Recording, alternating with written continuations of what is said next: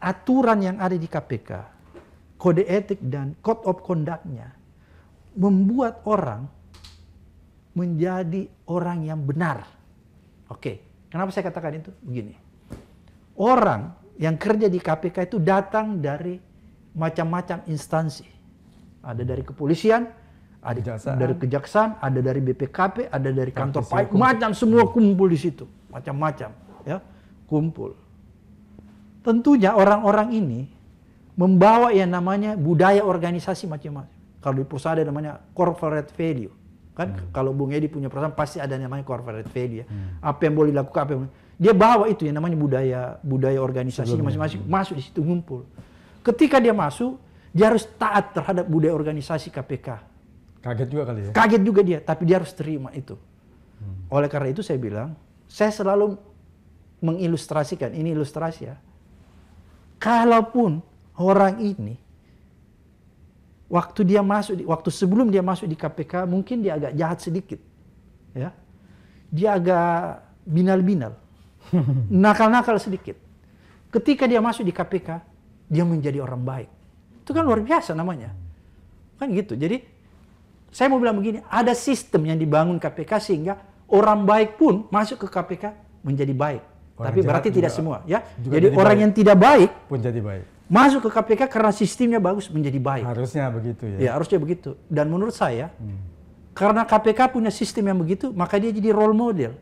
Dia menjadi contoh bagi seluruh lembaga yang ada di Republik ini, baik kementerian dan lembaga-lembaga pemerintah lainnya. Kenapa saya katakan dia menjadi contoh? Kalau saya cuma bilang begini, nanti Bung Edi bilang, ini Pak Abraham ini jual obat. Supaya saya tidak bilang jual obat. Apa contohnya? Bukan.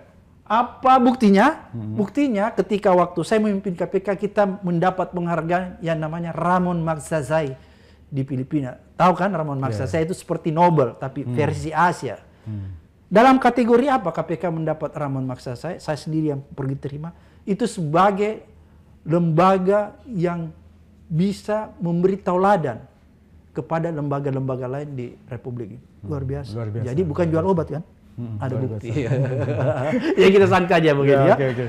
Ini ada berita di CNN Indonesia tanggal 2 Januari 2024. Maki duga Harun Masiku sudah meninggal. Wah. KPK buka suara. Nah ini tanggapan Bapak gimana? Apa benar atau gimana ya?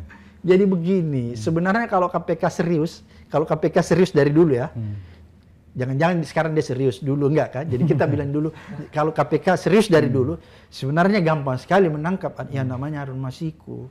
Karena KPK sudah punya pengalaman nangkap orang yang ada di luar negeri. Kita pernah nangkap Nasarudin yang lari ke Meksiko, lari ke Meksiko ya, Panama sana. Kita pernah macam-macam lah. Anggoro, ya. Lari ke China pada saat itu kita pernah tangkap. Jadi dia udah punya pengalaman nangkap orang yang lari-lari ke luar negeri. Makanya ketika Harun lari ke luar negeri, saya bilang begini, ini Harun anak kemarin ini. Saya kan kenal anak ini, anak kemarin ini kan maksud saya kan. Beda misalnya kayak Anggoro itu kan orang pengalaman, kayak gitu ya, orang punya jaringan bisnis kan, dia punya jaringan di Cina apa dan ini kan Harun anak kemarin nggak punya jaringan-jaringan, kok nggak bisa didapat? Kan aneh kan gitu. Jadi menurut saya isu meninggalnya menurut Bapak punya keyakinan bagaimana? Saya masih ingin menganalisa lebih jauh ya. Saya apa dia meninggal atau apa ya? Kayaknya belum ada di kepala, belum bisa menyimpulkan apa dia meninggal apa enggak. Tapi yang saya bisa jelaskan sama Bung Edi bahwa orang ini mudah ditangkap. Kalau melihat profilnya,